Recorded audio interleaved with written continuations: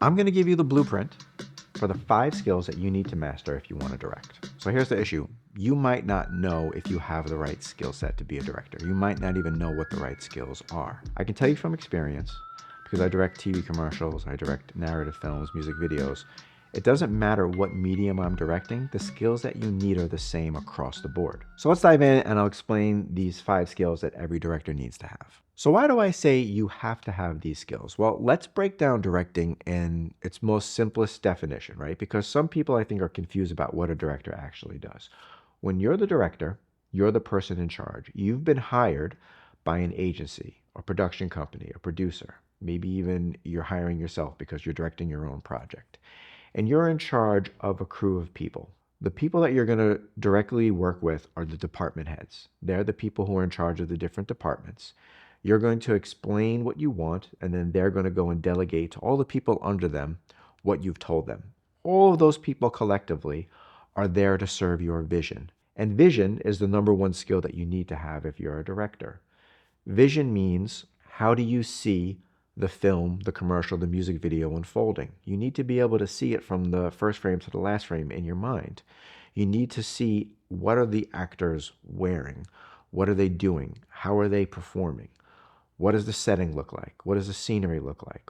What's the color palette? What does the lighting look like? All of those things are part of your vision. And you need to have a vision if you're a director. You need to have a very specific vision. You need to have a very complete vision so that you can communicate that vision to everybody else. So the vision is the most important thing. You need to see everything. When I get hired to direct a commercial, I have to see that commercial in my head from the first frame to the last frame.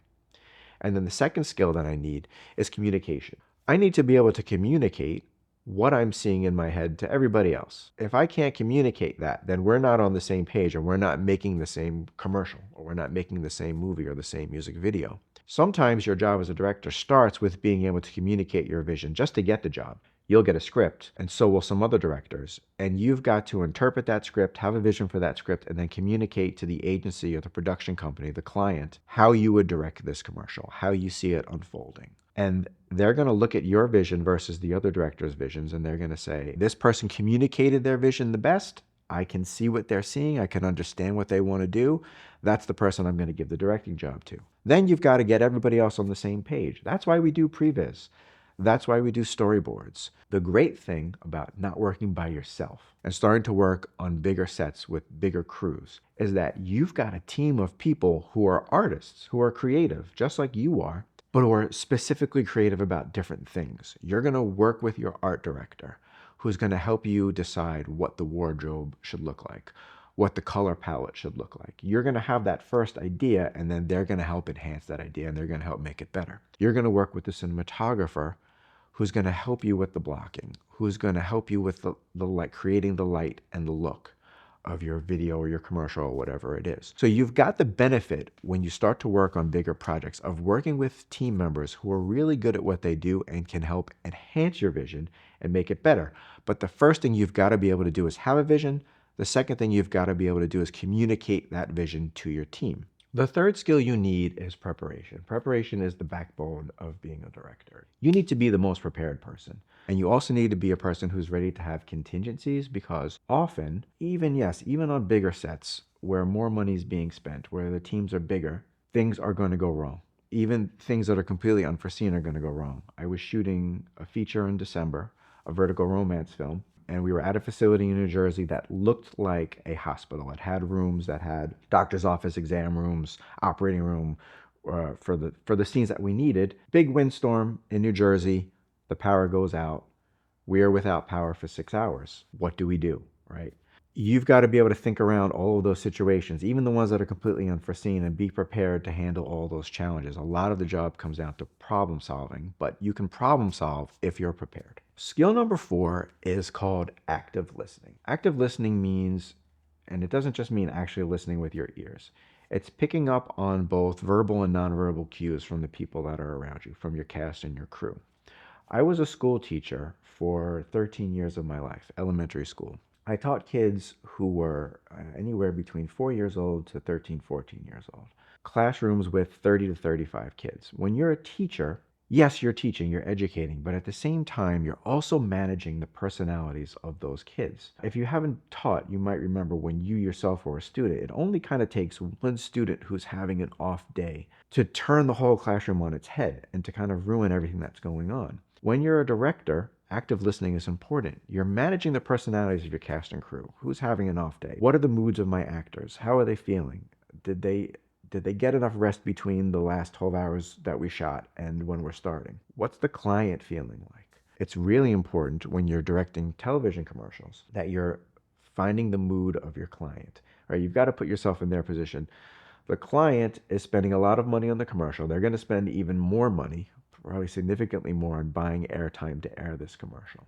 They've got a lot invested in the commercial that they're making. So oftentimes you're not going to get a client who's relaxed and outgoing and friendly and happy.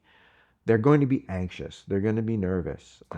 They're going to kind of be watching everything that's going on. And you've got to be able to read their emotions and put them in the right place so that they know that everyone is doing what they're supposed to be doing and that everything is going to go well so that your shoot can go smoother. Okay, the fifth skill is leadership. Your team is looking to you for guidance. You can't hide. They're going to ask questions. They're going to ask lots of questions. You can't stall and say, I'll get back to you. That doesn't work. You are in a time crunch. No matter what you're making, you're in a time crunch to get things done, to make your day without going overtime, without missing out on tons of pages and having to try to find a place to put them in different days.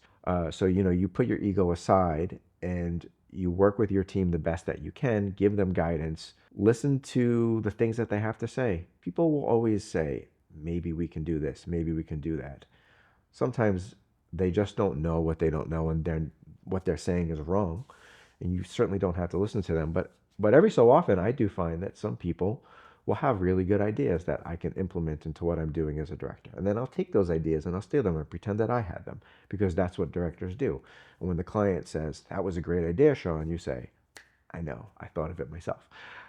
So those are the 5 skills you need to have. It's vision, it's communicating that vision, it's being prepared, it's actively listening, and it's being a leader. If you think you have those 5 skills in your tool belt, then you can be a director. If you think you can develop 4 of those 5 skills, then you can be a director.